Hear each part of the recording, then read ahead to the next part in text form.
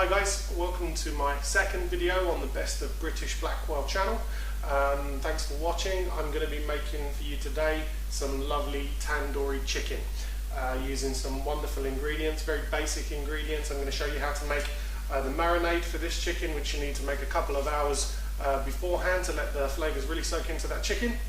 And then I'm going to be showing you how to cook it using a special Tandoori tandoori oven that I've got.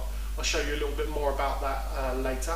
It's a kind of charcoal barbecue tandoori oven, very special. You'll see a little bit more later.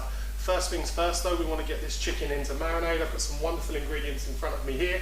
I'm going to give you a little bit of a close-up as I mix these ingredients together, and you'll see that we'll have this chicken sitting in this sauce for a good couple of hours before we take it onto the barbecue.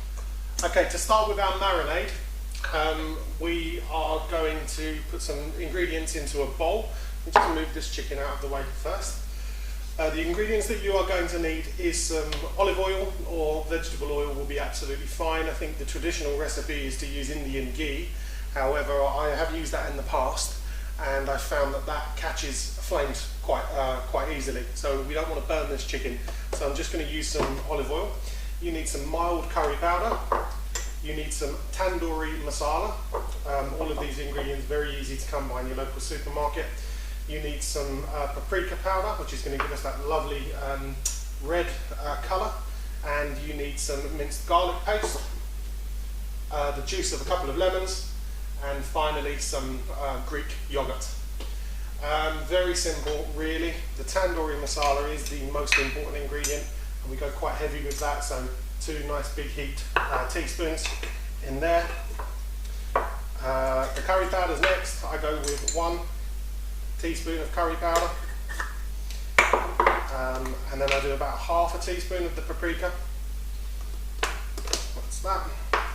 Then you can add a good glug of the oil, just to give you a bit of a paste to work with. And then finally, the last kind of jarred ingredient is the garlic. Nice tablespoon of the garlic, teaspoon I should say. Then we go with the lemons. 1.5. Doesn't matter if a seed gets in there because we're going to be placing this chicken onto skewers anyway, so you'll have an opportunity to kind of pick those out. But I'm going to go with 1 lemon just for now, just to see how it looks. And then we have a good few tablespoons of the yogurt here. Give that a really good mix. So you'll see this lovely colour that starts to go through the mixture. The colour of the mixture is going to denote the colour of the chicken when it comes out of the tandoori grill as well. So if you're like me and you really like a bit of spice to your food but not spicy as such, then you know you could add or subtract some of these ingredients. I'm going to go with a bit more of the tandoori masala. Again, give this a really good stir. Stir all those ingredients in, get them all mixed together. And then it's very simple. You take some chicken breasts, some full chicken breasts, skinless chicken breasts I find is the best to work with here. I've got about 6 of them. You chop them up quite chunky, so the smaller chicken breasts I've only chopped into kind of 3 different pieces. You want some nice thick meat coming off of this this tandoori oven. So you just add that straight in, get that chicken in. Start moving it around, make sure it's coated in the mixture fully, and then you leave this for a good couple of hours. Let it really take on all of that lovely flavour and really coat itself in all of these wonderful, wonderful flavours. I'm sure, again, the smells coming out of here are fantastic. I would advise covering that up while you've got it marinating. You can marinate it in the fridge. Ideally marinate it overnight, but if you're preparing this on the day, you can. The flavours will still be just as good. But stick some cling film over it if you're going to put it in the fridge, and likewise put some cling film over it if you're going to keep it out for a couple of hours as well. But in a couple of hours time, we'll be putting these on the skewers, starting up the tandoori oven, and we'll be back to cook them off for you. Whilst we're waiting for the chicken to marinate, I thought I'd show you a very quick, simple little recipe for a lovely kind of mint yogurt that goes with the chicken fantastically well. So you've got the leftovers of the Greek style natural yogurt. You can use the fat-free version, or you can use the standard version. It really doesn't matter. The taste is very similar. All you add to that is a couple of sprinkles of turmeric powder, which I've basically got in a little pack here. You don't add too much. This gives it a bit of a kind of smoky flavour. Then you get some caster sugar to sweeten it up a bit. Literally, notice I'm just pouring this stuff in. It doesn't really need to be measured out. And then finally, some standard mint sauce. You get a good couple of, I would say, a big heaped tablespoon in there. It's as simple as that. Give that a really nice mix. I always leave it in the pot. Trust me, this stuff doesn't really last that long in this house when this tandoori chicken is about. It gets eaten up very quickly, and you'll see the kind of colour and texture that it goes. It's kind of sweet and minty flavour, which offsets the lovely tandoori flavour of the chicken. So really basic little kind of side dish there. As an accompaniment to that chicken, it helps to use up the mint sauce, just using some just using some bog standard ingredients around the house. It's absolutely wonderful. It goes wonderful with any curry. Actually, it's a nice, refreshing little accompaniment to it. So there you go. Okay, so our chicken has been marinating now for about 2 or 3 hours. I should have put it in overnight, but I only on a very spare of the moment decided to make this video for you. It's been covered up. It has been refrigerated, so I'm just going to take it out of the covers now, and I'm going to show you how to whack this on the skewers. The Tandoori oven, which you'll see in a minute, comes with the skewers with it, and they're pretty nifty things. These have been used a few times now, so you can see they're kind of darkened towards the end, but they're very durable. They come with a stick that kind of a metal stick that kind of screws into the actual attachment as well, which is really quite handy. But I'll show you how I normally skewer this chicken up. Potato is very handy, so if you just break this potato down into quarters, you'll see why I do that in just a moment. But first things first, get yourself a baking tray. This one's very well used in this house. It's perfect for these purposes. What you want to do is you want to slide the chicken on to the skewer, but you don't want to get it too near the joint where it reaches the handle for the skewer. You want to get it about 1 inch away from that at least. So literally, nice clean hands, skewer the chicken, bring it up to about this point here. That's your marker, and then you just keep adding the chicken to the skewer. You'll see there's some really nice big lumps in here. I'm doing it over the top of the pan so that I kind of catch any excess juices and marinade that are going in there, because what I tend to do after that is brush it straight on to the chicken so that I don't lose out on anything at all. I've got 3 skewers out at the moment, and I may just use 2 of them. You want to go to about that point there.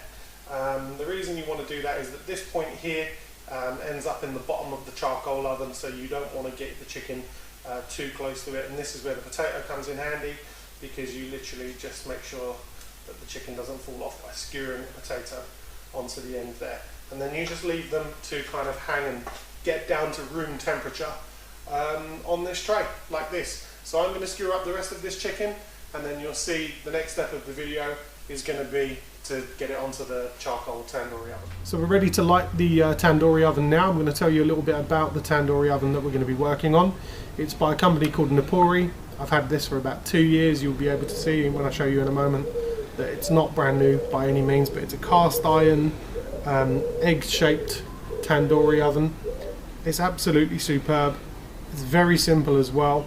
If you want to just pan down here, you'll see that it comes in kind of 2 halves once you put it together. It's got a little tray here with air vents in it. You literally just get a bag of the self-lighting charcoal lump wood, which I'm going to light up in a second. I add a little bit of charcoal to it as well, and then as soon as the flames start to pick up a little bit, you whack the lid on and it has an oven effect on it. You can see the grills underneath here. So let's get this lit. Just like 4 corners of this bag. A lot of people don't necessarily like using these bags, but actually for this oven it's perfect, because it's a kind of self-contained and self-flaming fire really. and once this starts to take, you'll hear the charcoal start to move around and arrange themselves, and then you don't need to do anything more to it at all. So we're going to leave this for a couple of minutes to let these charcoals set.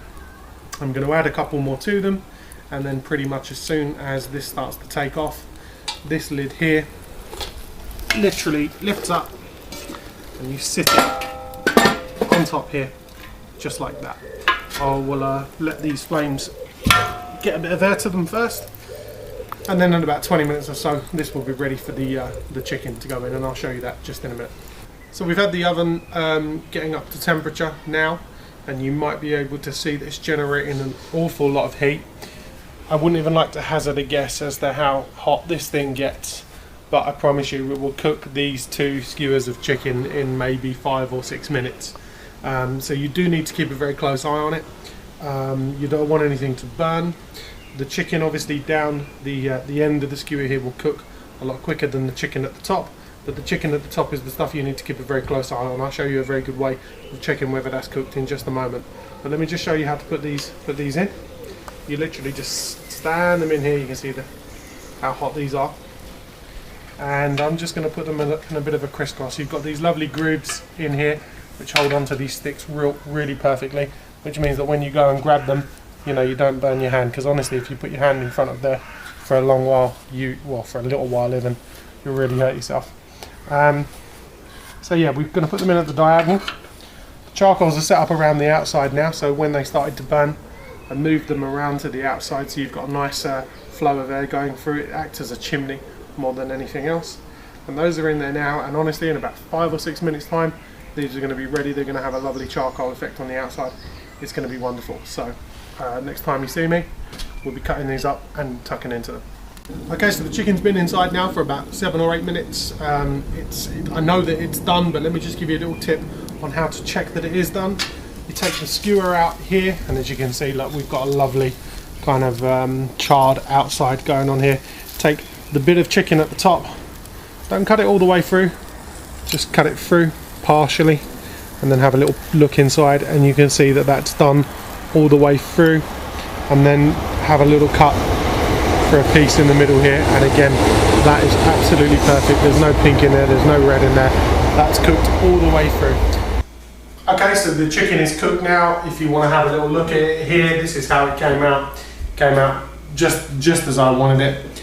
It's still lovely and moist inside. I'm just going to take a little bit here and cut it for you and just have a little taste myself. Absolutely superb.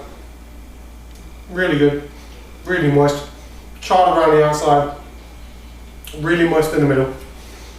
I'm just going to show you a very quick serving suggestion.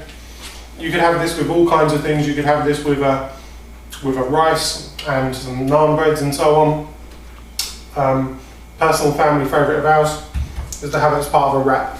So what we tend to do is just get some salad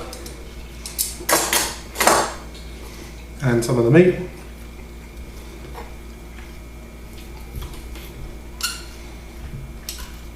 Spread it through the middle of the wrap, like that. And we get some of this lovely yogurt sauce that we made earlier, and spread it over here like this.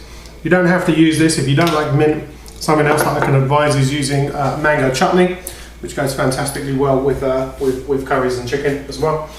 Or you could try like a lime pickle, or just hot sauce or mayonnaise or anything really. But we love to have it like a wrap.